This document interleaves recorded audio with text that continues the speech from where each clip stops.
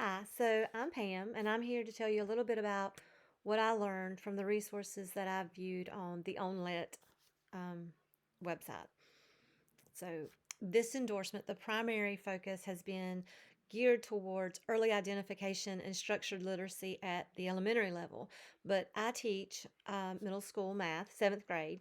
And so, my question throughout has been, what can I do to help those students who they kind of got bypassed. The law was not in effect.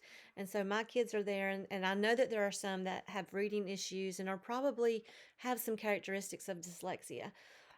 So there was a series of videos that's done by Anita Archer and Charles Hughes.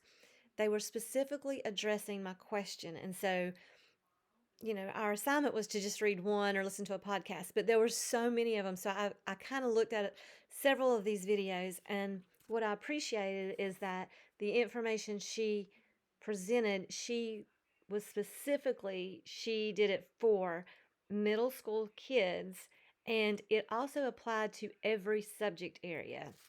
So she actually did one that she was introducing vocabulary words for geometry, and each word, if it was multisyllable, then they pronounced them. She would point to each syllable, and the kids, she would say them, and then they would say them together, and then she would actually present an example sentence. So she's doing all this while she's introducing the words. This is the first time the kids have seen them. They're learning to pronounce them. They're seeing the word. They're saying the word, so that the next time they see it in a sentence, it's going to be, they're familiar with it. And she was giving them some context with that example sentence. So I loved it. She did the same thing for social studies. She did one for science.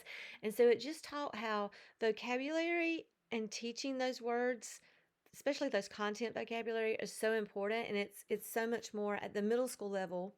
And I've been guilty. We give them the words and we say the words, but we don't really point out how to pronounce all of them.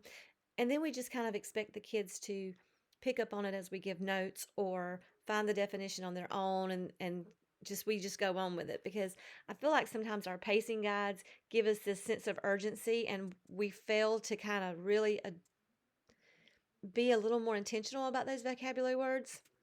So when I saw that, I've kind of started taking a little more time, because what I kind of think is that if I can take the time on the front end to really let them become familiar with the vocabulary and be able to sound it out and say it for themselves and use it in context, building their content knowledge, then as we are working forward in the unit, they're going to be more comfortable with it and much more likely to, you know, remember what it was and associate it, or when they see it in a sentence, say, oh yeah, this is the one that we, sounded out together. So I really, really did appreciate it. I feel like she gave me some answers to my questions about how at the middle school level, regardless of the content area, and I think this is true for even connections classes, that if we would focus on those vocabulary words and not just in how they're defined,